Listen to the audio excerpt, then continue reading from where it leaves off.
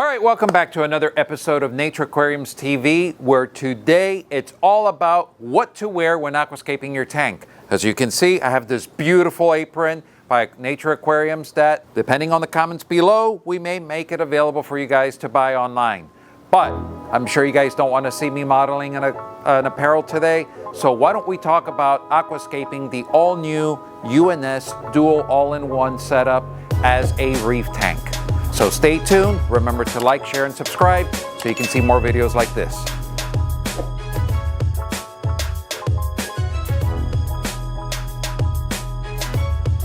All right guys, all new UNS all-in-one dual-use aquariums, which by the way, you've seen the videos before. I kind of introduced them. And today we're gonna set one up as a reef system. But we're gonna do a couple things unique. We're gonna talk about setting up the hardware. We're going to talk about putting optional accessories into this setup, but we're also going to do a very unique aquascape that is going to be unlike your traditional aquascapes because of the materials that we're going to be doing. Before we get that, I kind of wanted to go over what equipment we're going to be setting up. We're going to take out the stock sponge filter. We're going to set it up with the UNS media tower, which allows us to, in the future, set up different trays with chemical filtration, biological filtration, and makes it easier to swap out that media like Purigen in and out. 2, as the tank cycles, we will be adding a protein skimmer and a refugium. The reason we chose the 48 is that it allows you to run both of them. We're going to be getting a refugium very shortly from UNS. They're finishing up the final touches to it. 3, we're going to be setting up with a Kessel 160 WE Marine Light and with the very affordable gooseneck setup. This way it's going to allow us to give us the flexibility to move the light to where we need it to eliminate shadows. Lastly, for its substrate, we're going to be using the Carib Sea Reef sand. Now what's different about the Reef sand, it's very coarse crushed pebble. It's not really the sandy type of setup. You'll see why we're going to use that setup when you see the hardscape.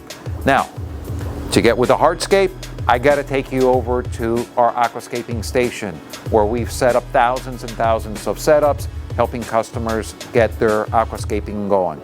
So come on down. So here we are next to our aquascaping station. Now normally we would set up the rulers to the size of the tank and work with that. Because of the video, to make it easier for you guys to see this at home, we're actually mocking up the rock on white cardboard so you have better contrast. Now, we're doing something very different. We're not using calcium-based limestone rock from Carib Sea or Marco rock or any of these. We're actually going to be using Icelandic lava rock. Now, this is pure lava rock formed by volcanic activity, so it's very, very porous. Great way to get beneficial bacteria biome in here, and it's going to give for a very unique aquascape. This tank is going to be set up with some macroalgae, some low light setups, and we wanted to give a different perspective on aquascaping and the reef. Everybody's using the purple rock, everybody's using the white rock. We wanted to showcase something different. UNS has already done it and they're all-in-ones, and we wanted to replicate those results here. Now, I kind of set up the scape, kind of wanted to fill in a couple areas over here, and let's see. When we have some of the space, what makes aquascapes look natural is when things come up from the substrate, and so this is going to have its sand, and you have some negative space over here right in front of the tank. And I was kind of thinking if we buried a piece like that and a piece like that. I really like something like this with a lot of character that eventually we can get some life growing on there. I also wanted an asymmetrical look and with some caves and hides for the animals in here, and to really look like, you know, a lot of these boulders came crashing down after evolution and time. So the next step to do this, I'll take some pictures of it so I can rebuild it inside the tank, and I got to wash all these. They do come in very, very dusty, and I don't want to get that into the tank. So we just finished washing the rocks. Now I got to tell you, I did wash them with tap water. It's going to be important that we put a little bit of prime or any dechlorinator in the tank before filling it with salt water, so that way you kill any of the residual chlorine and chloramine in there. Now, we're still working on where we're going to be putting the tank and stand at the store. Plus, it's a small tank for filming purposes. We're actually going to mount it on this cart, so that way we can get better camera angles for you and we can move it around as we make some room in the store. So we're using the Kessel A-Series gooseneck aquarium lamp holder. And there's two types of ways to mount your A-Series lamp. And the A-Series refers to the A160 or the A360 or the A500. And that is going to be with a rigid tube or with what they call the gooseneck. And the gooseneck, they call it because you can actually adjust it. Now the gooseneck is less money than the fixed, but it also gives you a little bit more flexibility in that you can angle the light to your liking. We're going to set this up. In the store we have other setups with Kessels in which you use the fixed style neck. For the light we're using the Kessel A160 wide angle Tuna blue. This is a great light. It gives you full control of your blue to white spectrum. The one nice thing about the Kessels is that they use what they call their dense matrix LED array, in which all the LEDs are tightly packed. So you don't get any of that disco ball effect, but also you get very intense lighting, which gives you that shimmer, which if you've ever gone snorkeling or diving, you'll see that shimmer along the bottom of the ocean floor. All right, so with the media tower, the top piece is on the sliding tray, and this is where you first capture your mechanical filtration, like your sponge filter material. Then you have additional that you could do double sponge filter. What's also nice is that the bio blocks fit just like that. And the reason they have these holes in between is so they don't clog up and let water flow through. So we're gonna set them down here, like that. And then the day that we are ready to add ChemiPure or Purigen or carbon, it would be sitting right there. And then what we do with this is we stick it like that, and it'll go all the way down, and the water will filter from the top of the weir. So the first steps before putting the first rock into the tank is, I personally like putting something between the glass and the rock to distribute the weight. I personally like using Egg Crate. One of the things that it does, it's lightweight, but it also distributes the heavy point of contact of the rock across a larger surface. So this is what I really mean. Rocks, because they're man-made, they're not completely flat. So when you put them on any one surface, as you can see, there's only on certain amounts of points of contact. They're not evenly spreading the point. So it's kind of like high heels on a wooden floor. It's going to leave divots. Well, that's a very high point of stress. But if you use something like Egg Crate, that Egg Crate is taking that point of force and actually distributing it across the glass. Now, a lot of people say, whoa, why don't you put it on sand? Well, the problem is that in marine tanks, there's a lot of creatures that like digging underneath the sand. You have sand sifting stars, you have conchs, you have snails, you have gobies, and they don't understand that maybe the whole rock structure at 2 o'clock in the morning while they're digging their holes will come down, crashing down and break the tank. So because we don't want to do that, we're going to use some Egg Crate, which will then be covered by the sand and the rock.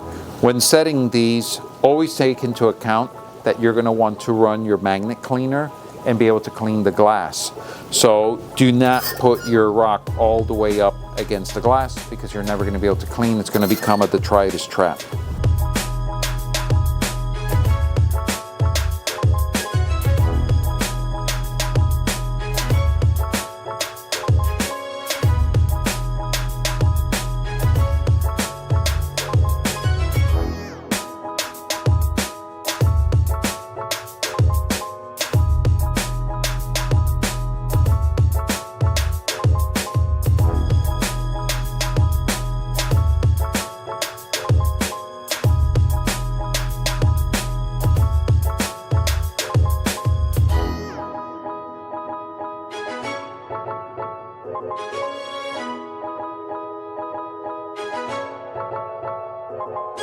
So we pretty much have our rock work laid out. We do have the pieces are actually fitting very nice together mechanically, but we need to secure them to keep them from collapsing, especially once we move the aquarium tank.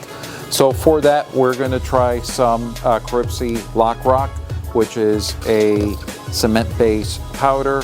You mix it with water, and then you get a putty, and I'm going to use that to affix the rock work. All right, so this is what they call 2-minute reef cement. It's by Caribsea, and it is 3 parts of cement to 1 part cold water, to which we're going to use this as a mixing. So we're going to do 1.5 of this. Wear gloves as well. This is wet. It can be a skin irritant, and it mixes just like cement. So what you do is you start spooning it in where your rock is going to make contact with the other rock, and you've got a very short period of time to work with before it starts hardening.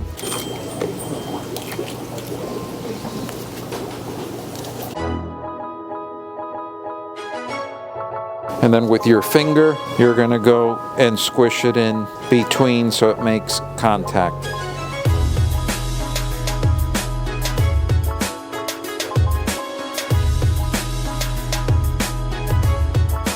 All right, so we've just finished putting together all the rock using the Caribsea Rock Lock. This product is really nice. It cures very quickly. I already managed to put a nice shelf over here, a unique piece that normally I wouldn't have been able to do. I see here what I need to do.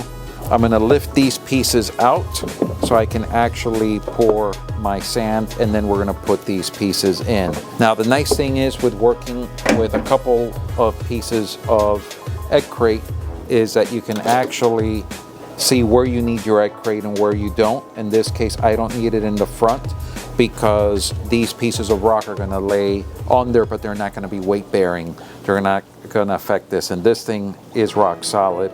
I mean, I am really shaking it. It's not going anywhere.